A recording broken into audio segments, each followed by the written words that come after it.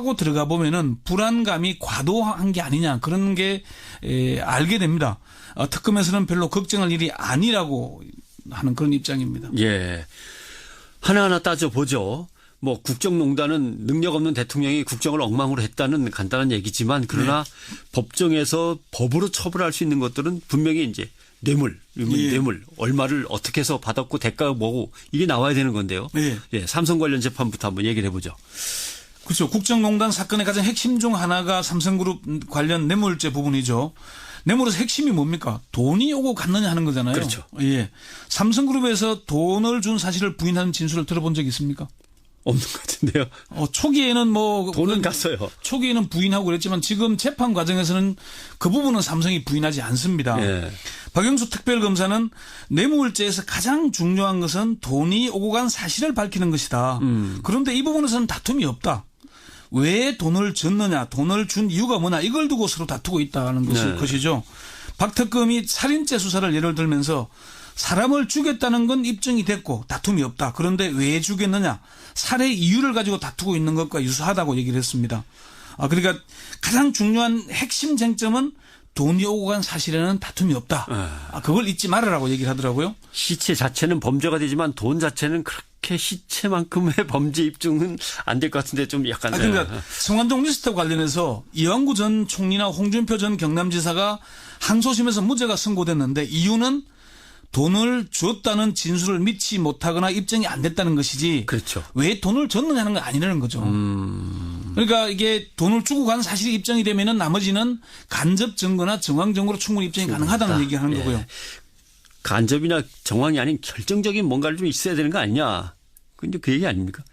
일부 언론에서는 이제 그런 걸 가지고 뭐 스모킹건이 없다, 입증이 안 되는 거 아니냐 그런 주장을 하는데 변호인들의 전략을 그대로 받아서 보도하기 때문입니다. 아하. 삼성 이재용 부회장 관련 언론 보도, 특히 특정 매체들의 보도를 보면은 아주 디테일한 부분을 강조를 하면서 특검이 입증을 하지 못한 것처럼 몰고 가는 경향이 있습니다. 예. 그 매체들의 이름을 거론하면 할 수도 있지만은 아마 여러분들 다 검색해 보면 다 알 수 있는 겁니다. 예. 읽다 보면은 아이고 삼성 측 사람 만나가지고 한 두어 시간 얘기를 했겠군 이런 게 있죠. 예, 짐작가는 게. 또 삼성그룹의 대응도 일관성이 없다는 평가를 받습니다. 처음부터 강요에 의한 것이라는 큰 틀에는 변화가 없다고 하지만은 재판 때마다 그때그때 다른 모습을 보이고 있습니다. 박근혜 피고인 재판의 증인으로 출석해서는 일제히 증언 거부를 했죠. 또 어제는 이재용 부회장에게는 보고하지 않았다거나 내가 결정했다면서 이 부회장 보호에 나서고 있잖아요. 예. 특검의 핵심 관계자는 삼성의 변론 기조에 일관성이 없이 왔다 갔다 한다. 저렇게까지 나올 줄은 몰랐다 이런 얘기를 하고 있습니다. 네. 보고하지 않았다.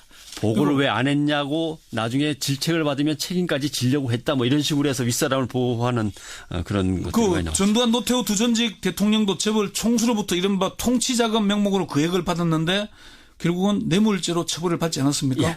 뭐를 해줄 테니까 얼마를 내시오 이렇게 얘기는 안 했지만 잘 좀 해봅시다. 그러면 돈은 들어오고 이것도 결국은 포괄적으로 보면은 그거 뇌물 아니야 이렇게 될 수 있는 거예요. 그 삼성그룹에서 주장하는 대로 강요에 의한 금품 제공이라면은 민주국가인 대한민국 대통령은 뭐가 되겠습니까? 그렇죠. 뭐 하하. 군사 독재 시절이던 전두환 전 대통령도 강요죄로 처벌받지는 않았습니다. 네. 자, 삼성의 재판 전략은 결국 큰 틀에서는 뭐 인정하는데 디테일하게 들어가면서는 혐의에서 살살 빠져나가는 이런 전략인가요? 이게 디테일의 오류라고 얘기하는데요. 디테일만 가지고 주장을 하면 사람들이 이목을 흐리게 됩니다. 큰 틀에 돈을 주고 준 거는 맞고 그다음은 대가성을 따지고 가는데 뭐는 맞고 뭐는 아니고 이렇게 따지고 있다 보면은 본질은 사라지고 그 디테일만 남게 되는 거거든요. 그렇죠. 사람들이 디테일의 착각, 디테일의 오류에 빠지게 된다는 건데 지금 뭐 어제 재판에서 이재용 부회장의 얘기를 들어보면은 도대체 삼성그룹의 최고 책임자는 최지성 부회장이냐 이렇게 얘기가 되거든요. 그리고 막판에 다가오니까 이제 이재용 부회장을 보호하기 위해서 최지성 부회장, 장충기 사장 등이 뭐 모르쇠 전략 또는 보고하지 않았다는 전략, 내가 했다는 전략 이렇게 전략으로 나가고 있어요. 예. 그래서 그게 어떻게 미칠지는 잘 모르겠습니다. 예. 그나저나 박근혜 전 대통령은 어제 공판에도 불출석했는데 증인 신문 없이 재판을 이렇게 마무리할 수 있는 겁니까? 그럴 수밖에 없을 것으로 보입니다. 사실 박근혜 피고인이 나와서 증언을 하냐 안 하냐에 따라 크게 달라지지는 않습니다. 예. 특검에서는 박근혜 피고인이 나와서 뭔가 심경의 변화를 일으켜 줄 것을 기대는 했던 것 같은데 예. 그거 없이도 갈 수 있는 건데 박근혜 이제 피고인이 증언 거부를 한다는 자체가 심정으로는 사실 불리하지 않겠습니까? 예. 그럴 겁니다. 어쨌건 뭐 박근혜 전 대통령이 나와서 이제 뭐 증언 선서를 하고 정인으로서의 진술을 하는 건 들을 수 없게 됐습니다. 네. 그러나 모든 사람들의 관심은 이것보다는 블랙리스트 그러면 조윤선 피고인은 어떻게 되는 거야? 이거 요새 아직도 이제 2라운드로 넘어갔죠. 이제 뭐 특검이 항소를 했고 김기춘 피고인도 항소를 했으니까요. 그런데 중요한 핵심은 김상률 전 교문수석은 사실은 불구속 재판을 받다가 혐의를 부인했는데도 결국 법정 구속됐잖아요. 예. 그러니까 조윤선 피고인만 콕 집어서 핀셋 무죄를 한 부분인데 결국 특검에서는 보강 수사를 의뢰할 예정입니다. 예. 검찰이 수사를 더 해서 이제 유죄를 입증하게 되겠죠. 그런 부분들을 좀 잘 해야 될 겁니다. 그럼 검사는 뇌물죄에서 가장 중요한 것은 돈이 오고 간 사실을 밝히는 것이다. 그런데 이 부분에서는 다툼이 없다. 왜 돈을 줬느냐, 돈을 준 이유가 뭐냐 이걸 두고 서로 다투고 있다는 것이죠. 박 특검이 살인죄 수사를 예를 들면서 사람을 죽였다는 건 입증이 됐고 다툼이 없다. 그런데 왜 죽였느냐, 살해 이유를 가지고 다투고 있는 것과 유사하다고 얘기를 했습니다.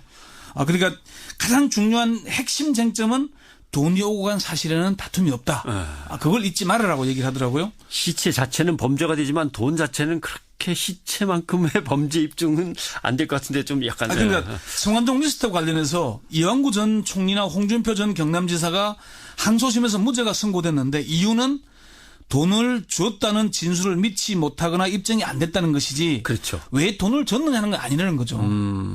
그러니까 이게 돈을 주고 간 사실이 입증이 되면은 나머지는 간접 증거나 정황 증거로 충분히 입증이 가능하다는 얘기를 하는 거고요. 간접이나 정황이 아닌 결정적인 뭔가를 좀 있어야 되는 거 아니냐. 근데 그 얘기 아닙니까? 일부 언론에서는 이제 그런 걸 가지고 뭐 스모킹건이 없다, 입증이 안 되는 거 아니냐 그런 주장을 하는데 변호인들의 전략을 그대로 받아서 보도하기 때문입니다. 아하. 삼성 이재용 부회장 관련 언론 보도, 특히 특정 매체들의 보도를 보면은 아주 디테일한 부분을 강조를 하면서 특검이 입증을 하지 못한 것처럼 몰고 가는 경향이 있습니다. 예. 그 매체들의 이름을 거론하면 할 수도 있지만은 아마 여러분들 다 검색해 보면 다 알 수 있는 겁니다. 예. 읽다 보면은 아이고 삼성 측 사람 만나가지고 한 두어 시간 얘기를 했겠군 이런 게 있죠. 예, 짐작가는 게. 또 삼성그룹의 대응도 일관성이 없다는 평가를 받습니다.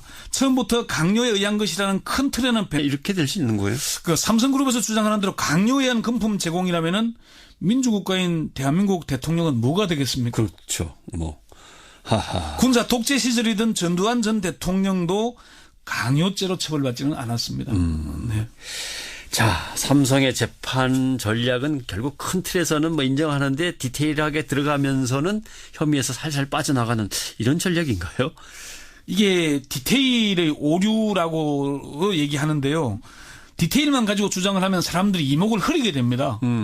큰 틀에 돈을 주고 준 거는 맞고 그다음은 대가성을 따지고 가는데 뭐는 맞고 뭐는 아니고 이렇게 따지고 있다 보면은 본질은 사라지고 그 디테일만 남게 되는 거거든요. 그렇죠. 사람들이 디테일의 착각, 디테일의 오류에 빠지게 된다는 건데 지금 뭐 어제 재판에서 이재용 부회장의 얘기를 들어본 바가 없다고 하지만은 재판 때마다 그때그때 다른 모습을 보이고 있습니다. 박근혜 피고인 재판의 증인으로 출석해서는 일제히 증언 거부를 했죠. 또 어제는 이재용 부회장에게는 보고하지 않았다거나 내가 결정했다면서 이 부회장 보호에 나서고 있잖아요. 예. 특검의 핵심 관계자는 삼성의 변론 기조에 일관성이 없이 왔다 갔다 한다. 저렇게까지 나올 줄은 몰랐다 이런 얘기를 하고 있습니다. 네. 보고하지 않았다. 보고를 왜 안 했냐고 나중에 질책을 받으면 책임까지 지려고 했다 뭐 이런 식으로 해서 윗사람을 보호하는 그런 것들이 많이 나왔죠. 전두환 노태우 두 전직 대통령도 재벌 총수로부터 이른바 통치자금 명목으로 거액을 받았는데 결국은 뇌물죄로 처벌을 받지 않았습니까? 예. 뭐를 해줄 테니까 얼마를 내시오 이렇게 얘기는 안 했지만 잘 좀 해봅시다. 그러면 돈은 들어오고 이것도 결국은 포괄적으로 보면은 그건 뇌물 아니야. 하고 들어가 보면은 불안감이 과도한 게 아니냐 그런 게 알게 됩니다. 특검에서는 별로 걱정할 일이 아니라고 하는 그런 입장입니다. 예. 하나하나 따져보죠. 뭐 국정농단은 능력 없는 대통령이 국정을 엉망으로 했다는 간단한 얘기지만 그러나 법정에서 법으로 처벌할 수 있는 것들은 분명히 이제 뇌물, 뇌물 얼마를 어떻게 해서 받았고 대가가 뭐고 이게 나와야 되는 건데요. 예, 삼성 관련 재판부터 한번 얘기를 해보죠. 그렇죠. 국정농단 사건의 가장 핵심 중 하나가 삼성그룹 관련 뇌물죄 부분이죠. 뇌물에서 핵심이 뭡니까? 돈이 오고 갔느냐 하는 거잖아요. 그렇죠. 예. 삼성그룹에서 돈을 준 사실을 부인하는 진술을 들어본 적 있습니까? 없는 것 같은데요. 초기에는 뭐 돈은 갔어요. 초기에는 부인하고 그랬지만 지금 재판 과정에서는 그 부분은 삼성이 부인하지 않습니다. 예.